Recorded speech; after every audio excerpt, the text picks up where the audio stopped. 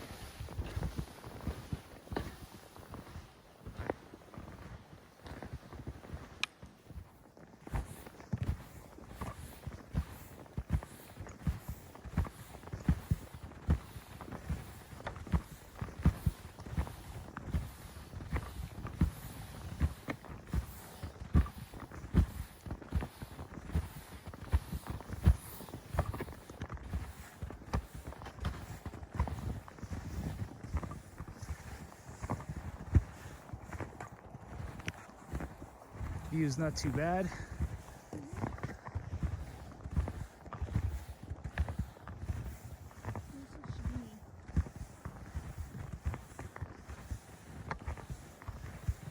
Sparkly.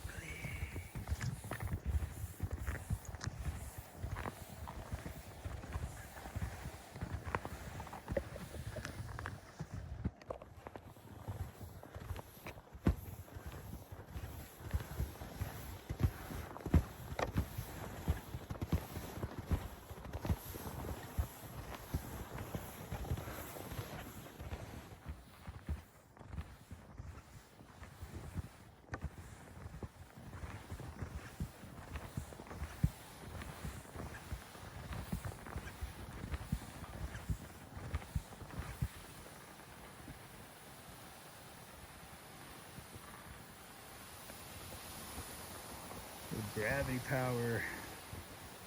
Woohoo!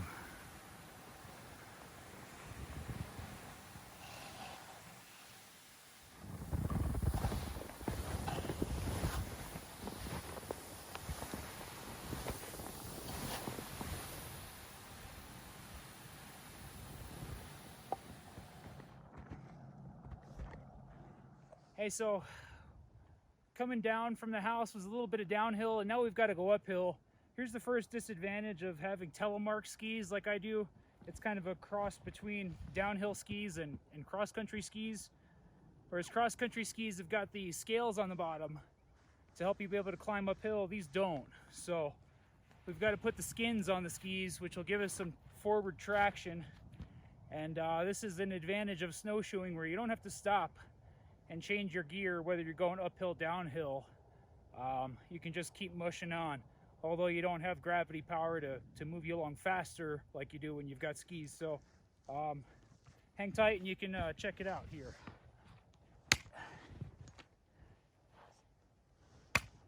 Stepping out of my gear.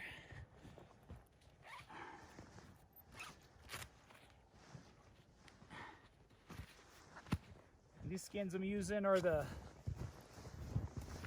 Backcountry Access Magic Carpets. It's kind of like a play on words because it's basically like a carpet on the bottom of your skis.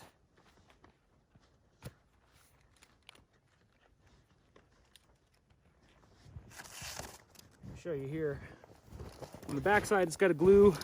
On the front side, it's got a unidirectional, almost like a lint brush. Smooth one direction and sticky the other direction.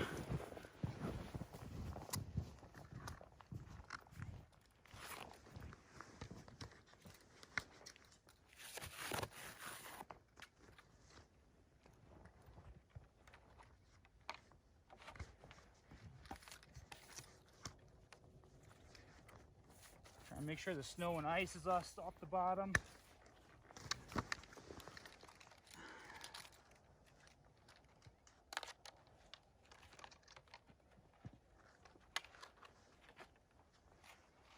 Make sure you line it up down the middle.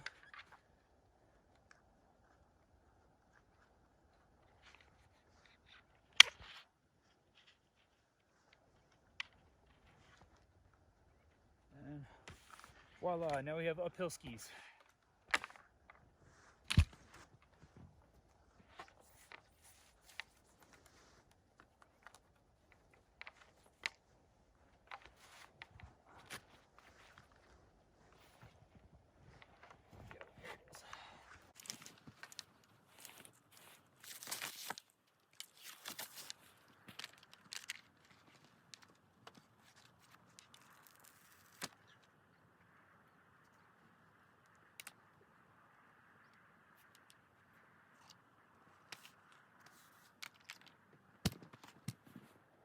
One of the features of telemark skis in that they're Nordic, in the Nordic family of skis, which means that you're attached at the toe and it's made for travel as opposed to having fun going downhill. So these move, and the boots are designed with bellows in the front that are somewhat flexible, a lot more flexible when you're at speed and you have the weight and gravity behind you. But that's how these guys go. Now there are all sorts of binding systems.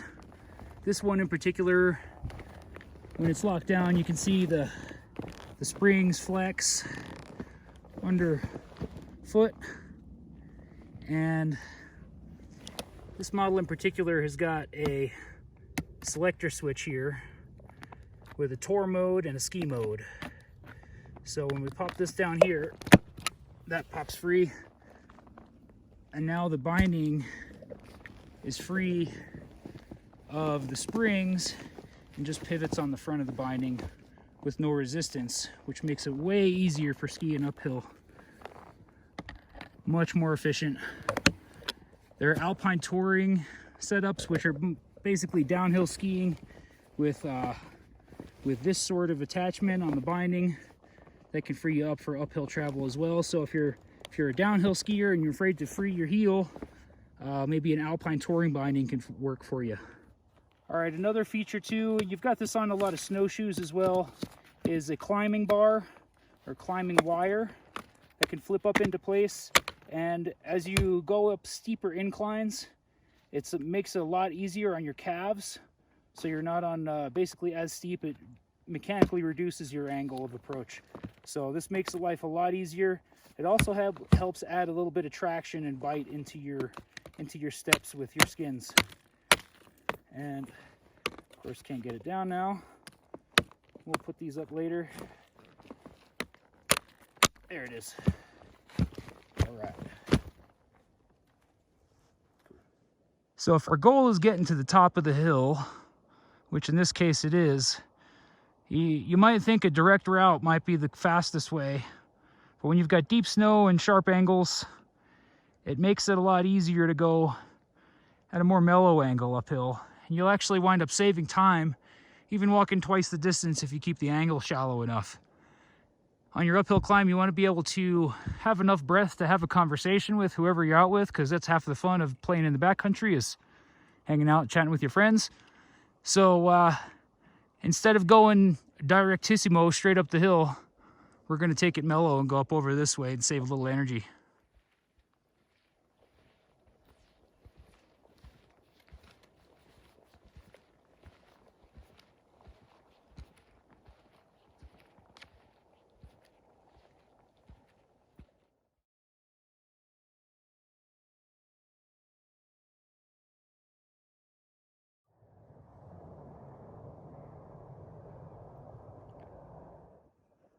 So we see some critter tracks down there over that way. We're gonna go try and check it out, see what's up, if we can find some big critters. You ready? Yep. All right. All right, so just noticing some signs of snowpack instability here. As we're traveling, we're getting a bit of a deep crunching sound and some cracking and collapsing to the snowpack. You can see those cracks forming. Oh, just felt a big whoomph.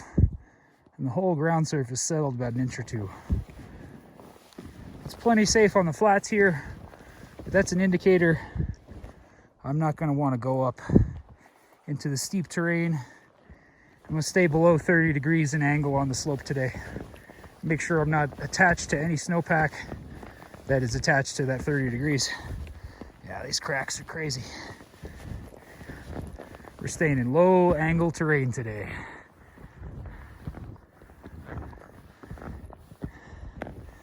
Something else you can do to check what your snowpack is like underneath is to dig a ski pole down into it.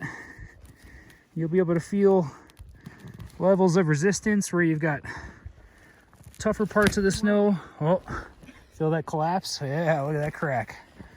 This is really unstable snow, so we're going to stay to low angle terrain today to make sure we don't get caught in an avalanche. All right, so we're looking around for a place to build a little shelter. Right now it's a gorgeous day. There's zero wind, but wind is prevalent out of the west, which is that direction, 9 times out of 10 around here. And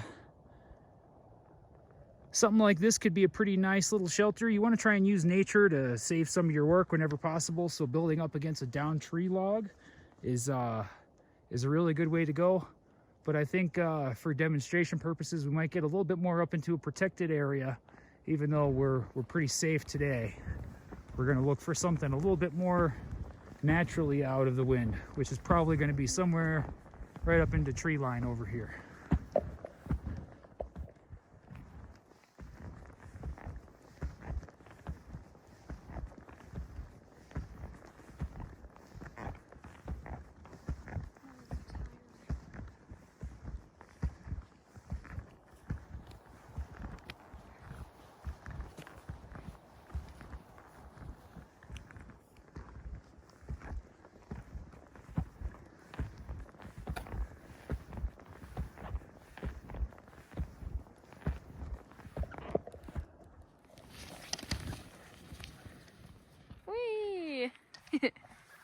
There he goes.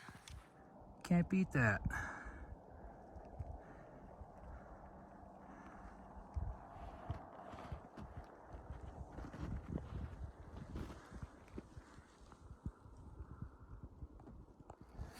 All right, making a couple turns.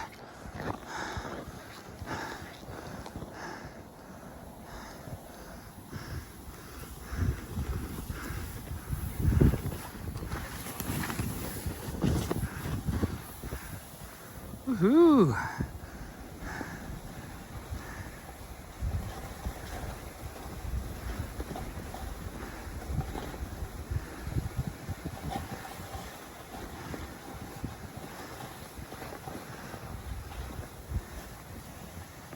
That's the advantage to skiing.